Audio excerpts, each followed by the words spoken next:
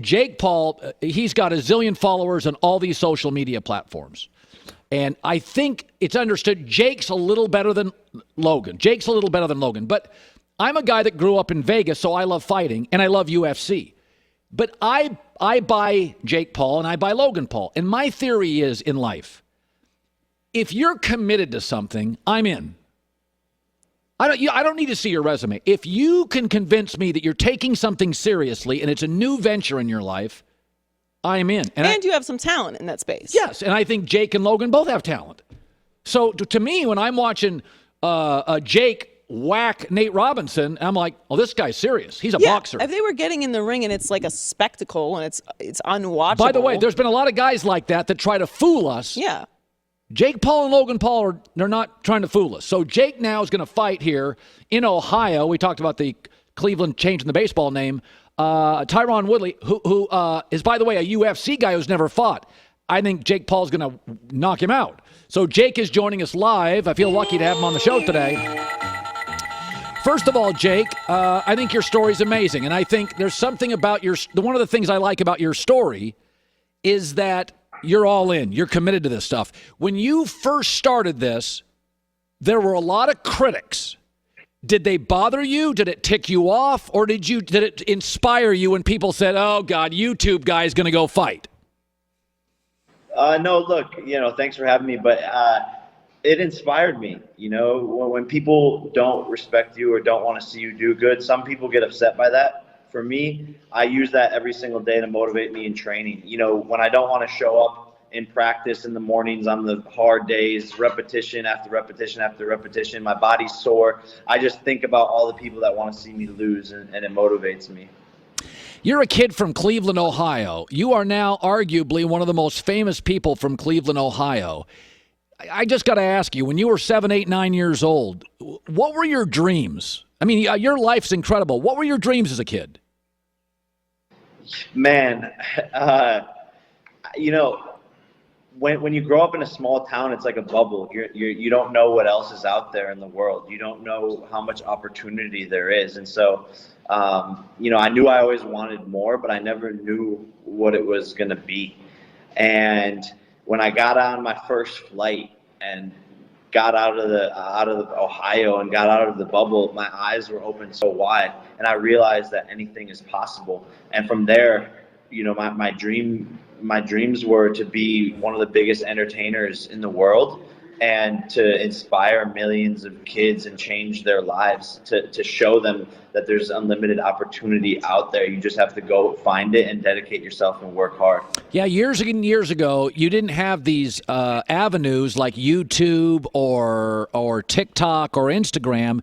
If you didn't know somebody, if you didn't have the right agent, if you didn't get hired by the right company. But for now in America, if you're just driven, smart, willful, and dedicated like you can become a star. And I think it's an amazing thing about America and the world right now. There are no barriers if you're willing to put the time in. When you become as popular as you, and you guys, I just looked it up this morning, 17 million Instagram and 21 million YouTube. When did you realize, forget the boxing for a second, when did you realize, wow, I'm getting popular here fast? The first time I ever told my fans to meet me at a meet and greet in Texas, I was like, hey, I'm going to be at this hotel. Come and meet me there. And, you see the number on your screen. You're like, oh, look, I have, a couple 100,000 followers at the time. And I was like, okay, that's really cool. But you don't realize that that's like multiple football stadiums worth of people. So the first time I realized it, I told them to meet me at this hotel, and I pull up in the car, and there's literally 500 people outside chanting my name. And I was like, I got goosebumps, and I was like, this is crazy. And man, I owe everything all to my fans. They've been with me since day one. It's been a crazy journey. So, yeah.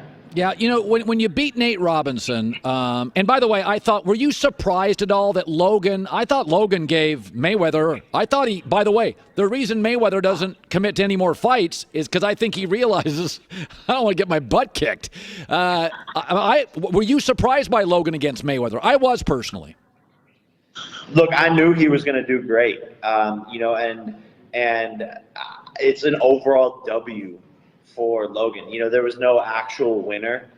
Some people say Floyd won the fight, but Logan won the event, and he won in the grander scheme of things. So that's a big W for him, and we train hard. We're down here in Puerto Rico, putting in the time, putting in the effort every single day when no cameras are around, when no one's watching. We're in the gym, sparring, taking punches to the face, taking punches to the body, doing the extra reps, jogging the miles. So, people don't see how dedicated we are at this. But this is our life. Tyron Woodley was a pretty good UFC fighter, and so you're going to box him. What's your biggest advantage in the ring taking on a UFC guy that has never boxed? Are there things you'll be able to do, or certain weaknesses he will have? Well, he's never had a boxing match, but he's been boxing for many, many more years than me. So he actually has had more time in the gym. He's got more knockouts than me. He's a dangerous, very, very, very dangerous opponent.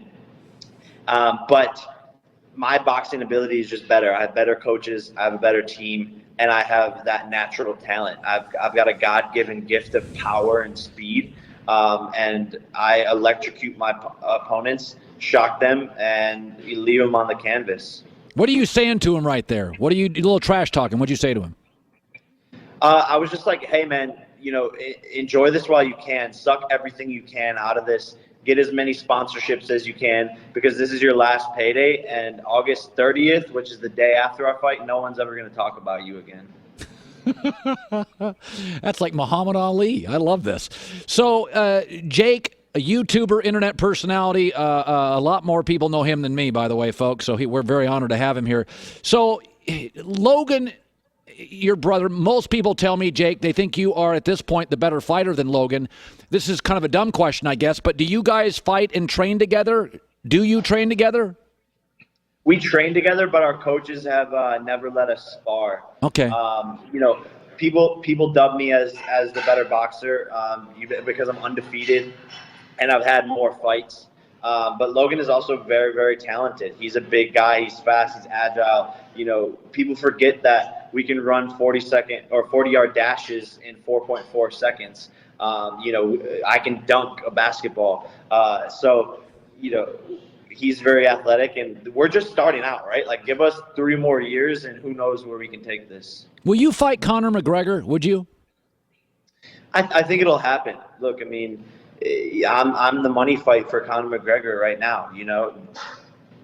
There is no other fighter right now who is on a big of a level as me that is calling out Conor McGregor and wants to fight Conor. Our team is in touch with his team, and there's talks of it actually happening. And people at first thought I was just joking when I said I wanted to fight him. But now it's as real as it gets. It's more real than ever. And by the way, if we do fight, I'm going to knock him out. I think Tyron Woodley is a harder opponent than Conor McGregor. Why? Conor, I think the fame, the money has gotten to his head. He's lost that fighter's edge, that motivation. And look, he's a smaller guy. He's 5'8", 155 pounds. Tyron Woodley is a 200-pound, massive, explosive guy. So he's a lot more dangerous than Conor McGregor. All right, Jake's going to fight Tyron Woodley Sunday, August 29th, Rocket Mortgage Fieldhouse in Cleveland. Sunday, August 29th. I'm watching. I'll pay for it. Real pleasure, Jake. I root for you. I think you're a great American story.